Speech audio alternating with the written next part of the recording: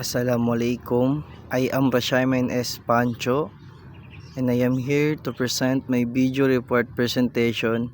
It's all about construction method. A construction method refers to the specific techniques, processes, and sequences used to build structure or infrastructure projects. It encompasses the material, equipment, labor, and planning required to complete a construction project efficiently and safely. This presentation outlines the essential steps involved in structured construction processes, adhering to a systematic method ensure efficiency, safety, and compliance with industry standards.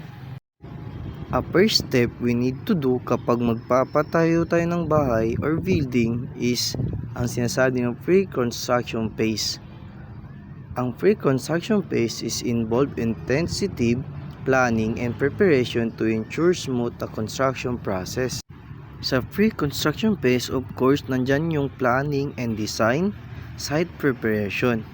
Sa planning and design, we need to conduct site analysis, obtaining permits, performing feasibility studies, and establishing a budget. Sa site preparation naman, kailangan nating ma-sure na ang area ay clear, excavating as required, marking layout, and testing soil for stability. Foundation work refers to the process of constructing the base of building or structure to provide stability and support.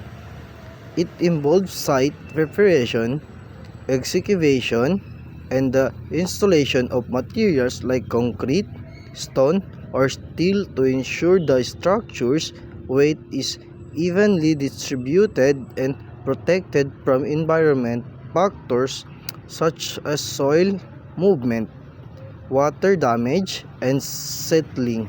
In foundation work, merong dalawang procedure, ang excavation, earthwork, and foundation construction. Ang excavation and earthwork is ang paghukay ng layout foundation. Ang foundation construction naman is ang pagbubuhos na ng foundation na ginawa galing dun sa excavation. Structural construction refers to the process of designing and building the framework that support a structure, ensuring stability, safety, and durability. It involves various engineering principles, materials, and construction techniques. In structural construction, merong framing and superstructure and roofing. Sa framing and superstructure is erecting essential structural elements such as columns, beams, walls, and slab to form the building's skeleton. Sa roofing naman is nandyan yung installing trusses, applying waterproofing measures, adding insulation, and ensuring proper drainage to protect the structure from environmental elements. Enclosure and interior work. In enclosure work refers to the components that form a building exterior shell which provide protection from the elements. In interior work include completing and equipping the building's interior areas to make them both aesthetically beautiful and useful. In enclosure and interior work, merong exterior and interior walls and MEP works.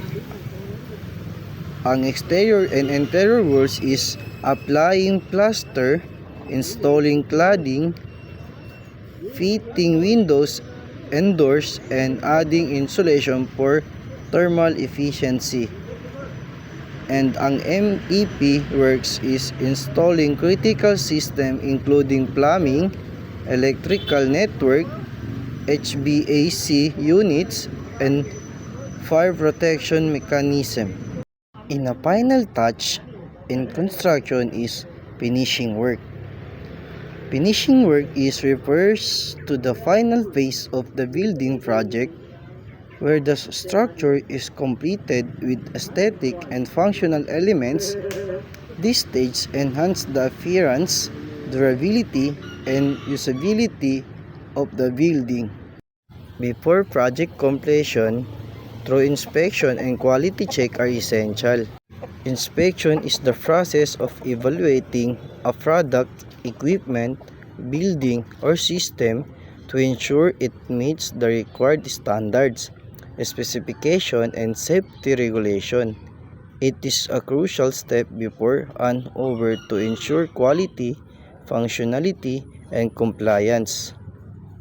In other hand, handover is the formal process of transferring ownership, responsibility, or control of a product, project, and property from one party to another. Testing and quality control, verifying structural integrity, conducting safety evaluations, and ensuring adherence to building codes. A well-structured construction process ensures the success of a project. And the next is the importance of careful planning and preparation. Maintaining high standards for safety and quality control. Implementing sustainability practices for long-term efficiency. And the last but not the least is the proper maintenance consideration for extended building life. That's all. Once again, I am Rashaiman S. Pancho and thank you for watching my presentation. Sukran!